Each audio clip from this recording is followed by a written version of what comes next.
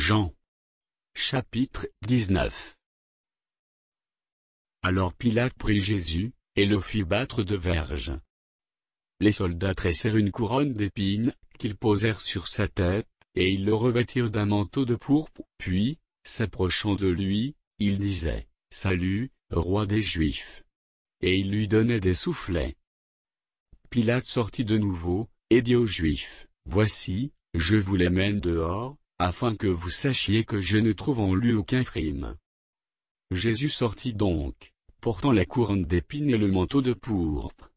Et Pilate leur dit, « Voici l'homme. » Lorsque les principaux sacrificateurs et les huissiers le virent, ils s'écrièrent, « Crucifie! Crucifie !»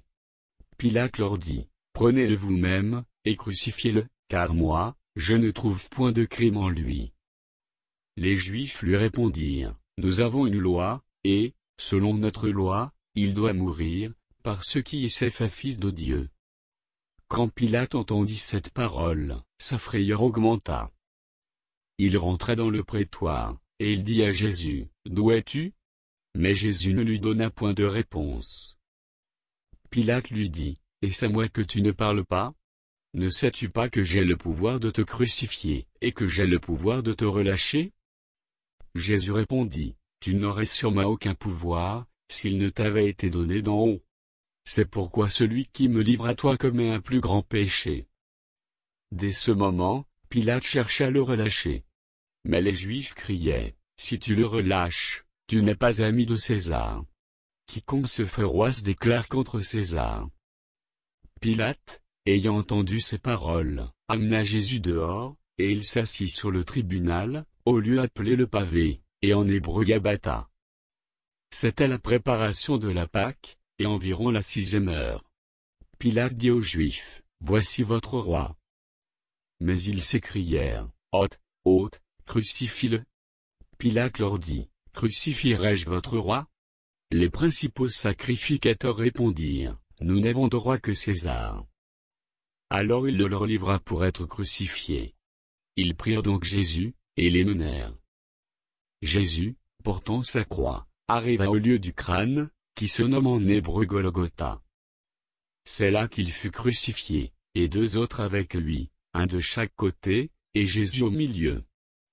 Pilate fit une inscription, qu'il plaça sur la croix, et qui était ainsi conçue, Jésus de Nazareth, roi des Juifs. Beaucoup de Juifs lurent cette inscription, parce que le lieu où Jésus fut crucifié était près de la ville, elle était en hébreu, en grec et en latin. Les principaux sacrificateurs des Juifs dirent à Pilate, « N'écris pas, roi des Juifs.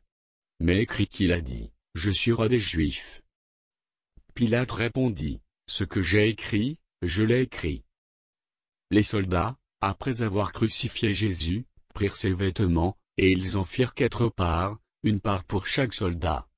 Ils prirent aussi sa tunique, qui était sans couture, d'un seul tissu depuis le haut jusqu'en bas.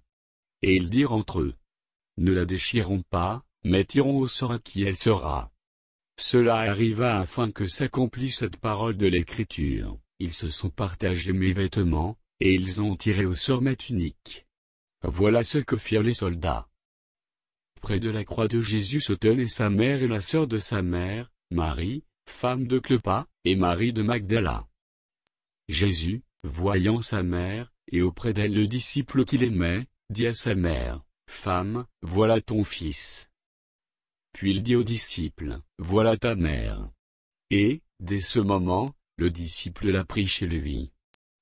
Après cela, Jésus, qui savait que tout était déjà consommé, dit, afin que l'écriture fût accomplie, « J'ai soif. » Il y avait là un vase plein de vinaigre. Les soldats en remplirent une éponge, et, l'ayant fixé à une branche d'hysope, ils l'approchèrent de sa bouche. Quand Jésus prit le vinaigre, il dit, « Tout est accompli. » Et, baissant la tête, il rendit l'esprit.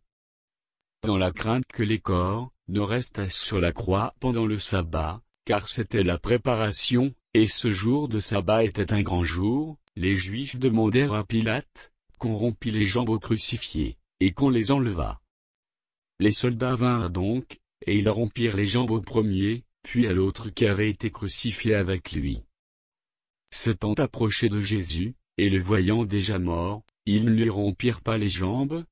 Mais un des soldats lui perça le côté avec une lance, et aussitôt il sortit du sang et de l'eau. Celui qui l'a vu en a rendu témoignage, et son témoignage est vrai, et il sait qu'il dit vrai, afin que vous croyiez aussi. Ces choses sont arrivées, afin que l'écriture fût accomplie, aucun de ces os ne sera brisé. Et ailleurs l'écriture dit encore, ils verront celui qu'ils ont percé. Après cela, Joseph d'Arimathée, qui était disciple de Jésus, mais en secret par crainte des Juifs, demanda à Pilate la permission de prendre le corps de Jésus. Et Pilate le permit. Il vint donc, et prit le corps de Jésus. Nicodème, qui auparavant était allé de nuit vers Jésus, vint aussi, apportant un mélange d'environ 100 livres de myrrhe et d'aloès.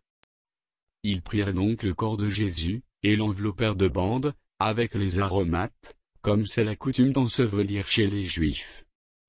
Or, il y avait un jardin dans le lieu, où Jésus avait été crucifié, et dans le jardin un sépulcre neuf, où personne encore n'avait été mis.